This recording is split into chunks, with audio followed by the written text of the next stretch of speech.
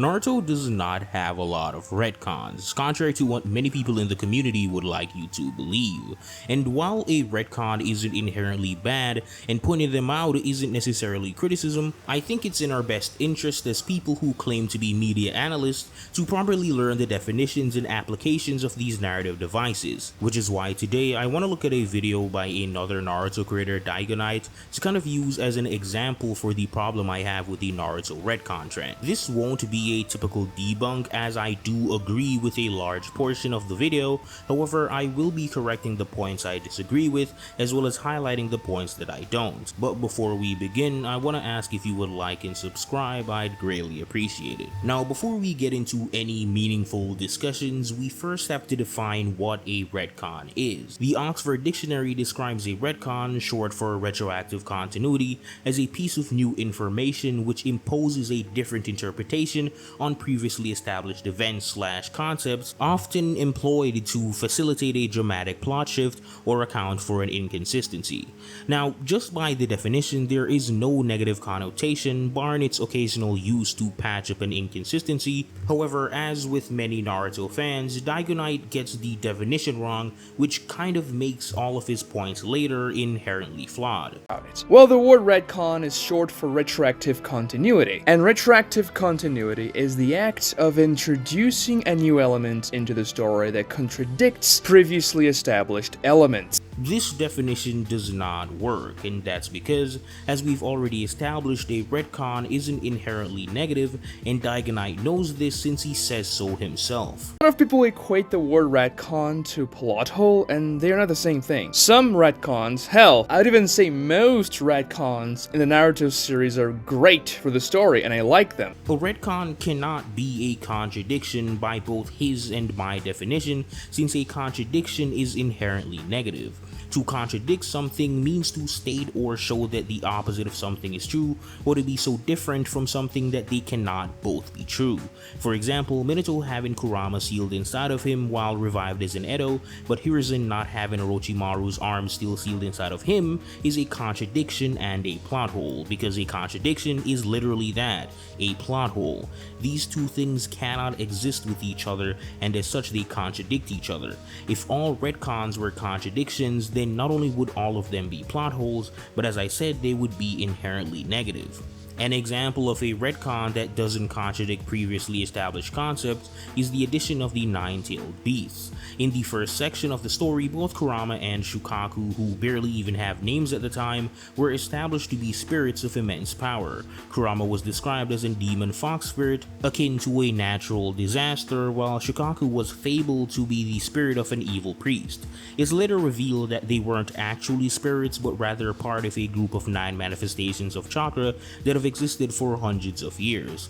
The old continuity is then explained away by adding a reason for why they were perceived to be evil spirits. It's explained that the tailed beasts predate modern society, and most people do not have the specific information about their origin, and as such they create these myths about them. For example, Shukaku was called an evil spirit because he was sealed inside of a priest for so long that they started calling the priest Shukaku and forgot his name, which is how Shukaku, being an evil priest spirit, came to be. This retcon doesn't contradict anything, since Shukaku can both be a tailed beast while also being considered an evil priest, because the people who called him that don't know any better. It's a simple case of lack of information causing people to create their own explanations, but even with that being very obvious, Dygoknight for some reason simultaneously believes that a retcon is a contradiction, but it doesn't have to be a plot hole.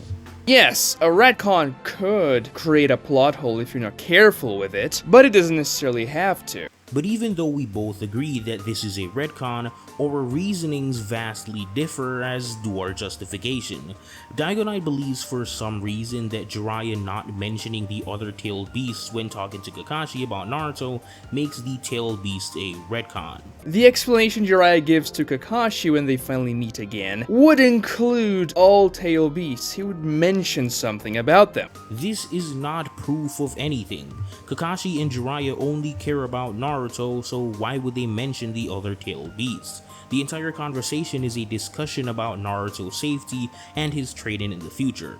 It would make no sense to lore dump exposition in the middle of an irrelevant conversation, especially since both are already aware of the other tailed beasts.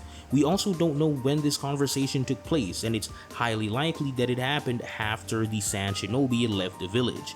In the beginning of the flashback, Kakashi tells Jiraiya long time no see and asks him how many years it has been since the last time he was back in the village. This means that not only did Kakashi not interact with him up until this point, since Jiraiya only returned to the village after Hiruzen's death, this conversation would be post Konoha Crush, and thus Gaara would have been long gone. Dygoknight also seems to think that the author's intent and your own personal feelings are relevant to whether or not something is a retcon. But clearly that wasn't Kishimoto's initial intention with that arc with Shukaku and the Ninetales. When you read the story, you get a certain feeling that, no, yeah, these two beasts are separate entities, and the tail beast concept wasn't really something that applied to that. Now, while the author's intent may be correlated to why something became retconned, it has nothing to do with how we evaluate what is and isn't a retcon. Take for instance, Eiichiro Oda is famously known among his editors to not plan out most of his plot lines. The Supernova, one of the most important groups in the entirety of One Piece, was written right before the chapter they were introduced, which means that every single plot line past this point that is related to any of the Supernova were all made on the fly, yet none of them are retcons. That's because the author's intent and your own personal interpretation is irrelevant. A retcon is a change to in-universe concepts that are directly or indirectly stated or shown to be certain. Whether or not the author had the new change in mind from the beginning, or you feel as if this was what the author was going for, if something is not directly or indirectly stated or shown, then it cannot be retconned.